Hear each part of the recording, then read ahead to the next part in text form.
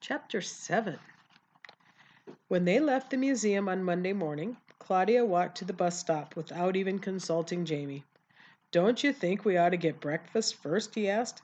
"Mail early in the day," Claudia answered. "Besides, we want them to get this letter as soon as possible." "It'll get there faster if we deliver it by hand," Jamie suggested. "Good idea. We'll get our mailbox number, write it in, and then take it to the museum office." Since Jamie was the official treasurer of the team, it was he who approached the man behind the cage window at the post office. "I would like to rent a post office box," he declared. "For how long?" the man inquired. "For about 2 days." "Sorry," the man said. "We rent them quarterly." "All right, then I'll take 8 quarterlies. That makes 2 days." "Quarter of a year," the man said. "That makes 3 months." "Just a minute," Jamie said. He held a whispered conference with Claudia. "Go ahead, rent it," she urged. "It'll cost a stack of money." "Why don't you find out instead of arguing about it now?" Claudia's whisper began to sound like cold water hitting a hot frying pan. "How much will a quarter of a year be?" he asked the postman. $4.50. Jamie scowled at Claudia. "See, I told you. A stack." Claudia shrugged her shoulders. "We'll take a long, long bath tonight." The postman hardly looked puzzled. People working at the Grand Central Post Office grow used to strange remarks. They hear so many. They never stop hearing them.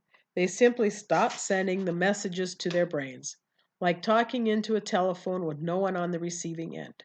"Do you or don't you want it?" he asked. "I'll take it."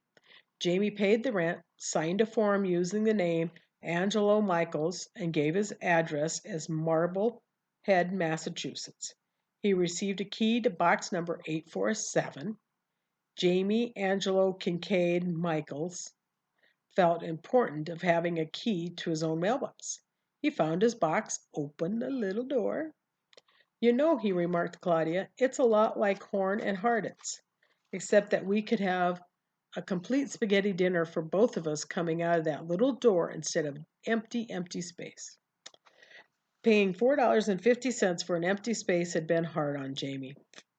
Claudia knew they wouldn't take a bus back to museum. They didn't. Both Claudia and James wanted to deliver the letter, but neither thought he should. Too risky. They decided to ask someone to deliver it for them. Someone with a bad memory for faces. Someone their own age would be best. Someone who might be nosy, but wouldn't really care about them. It would be easiest to find a school group and select their messenger. They began their search for the group that day by looking in unusual places. Arms and Armor, the Costume Institute, and Egyptian Art. As they approached the Egyptian wing, they heard shuffling of feet and a sound they recognized as folding chairs and gathering up of rubber mats. They weren't anxious to hear the talk about mummies again. They never watched repeats on television either. But they decided to look the group over, so they waited inside the tomb. Now here's Mrs. Frankweiler talking. "Now, Saxonburg, I must tell you about the Egyptian tomb called Mastaba. It's not a whole one, it's the beginning of one. You can walk into it, you can spend a lot of time in it, or you can spend very little time in it. You can try to read the pictures writing on the walls, or you can read nothing at all. Whether you read or not, whether you spend a lot of time or little in that piece of ancient Greek, Egypt, you will have changed climate for at least that part of your day. It is not a hard place to wait in at all." The group was moving past the entrance. Claudia and Jamie were relaxed and waiting, wrapped up in the vacuum of time created by those warm stone walls. Puffs of conversation broke the silence. "Sarah looks like a pharaoh. Pass it on." "What are you going to eat?" "Man, what a lot of walking." The conversations reined in softly and comfortably and told the two stowaways that they had been at the correct age group. That was the way kids in their classroom always talked. Words continued to drizzle into the shelter. "Hey, Rube, look at this." "Come on, Bruce, let me borrow it." Something else now showered down upon them, something much less comfortable. familiarity. The names Sarah, Bruce, Rube were familiar. Ages ago, in a time well outside the mastaba, they heard those names in a classroom, on a school bus. Closer, louder, the sounds poured in, and one small cloud burst right outside their door. Hey, let's go back in here. Jamie's eyes caught Claudia. He opened his mouth. Claudia didn't wait to discover whether he opened it in surprise or to say something. She clamped her hand over his mouth as fast as she could. An adult voice urged, Come on, boys, we have to stay with the group. Claudia took her hand from Jamie's mouth. She looked at him solemnly and nodded yes. The Come on, boys voice belonged to Miss Clendenon.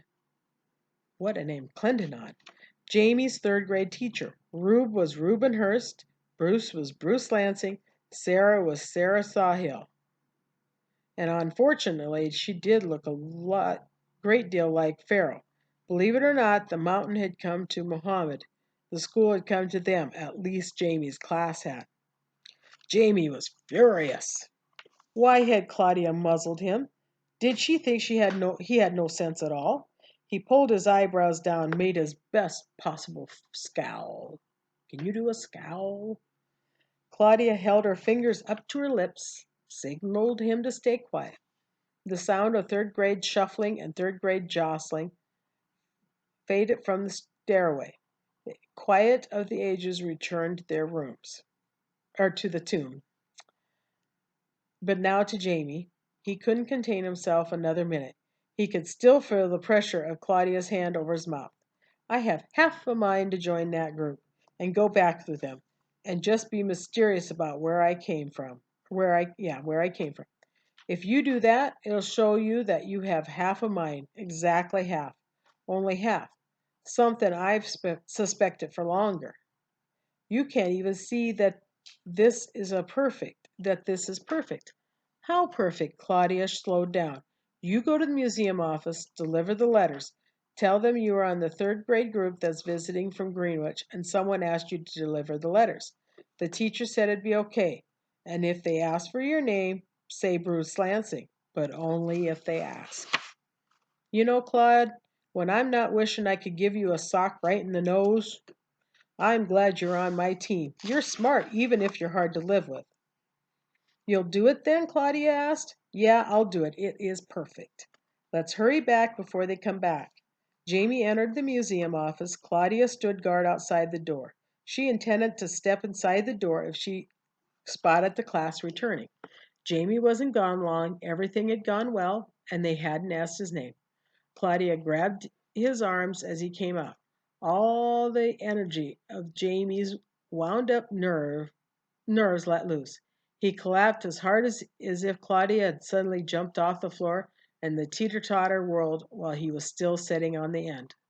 Yikes, he yelled. Claudia was tempted to muzzle him again, but didn't. Instead, she led him out of the door from the Fifth Avenue crowd and began walking uptown with him as fast as she could go. And that is the end of chapter 7.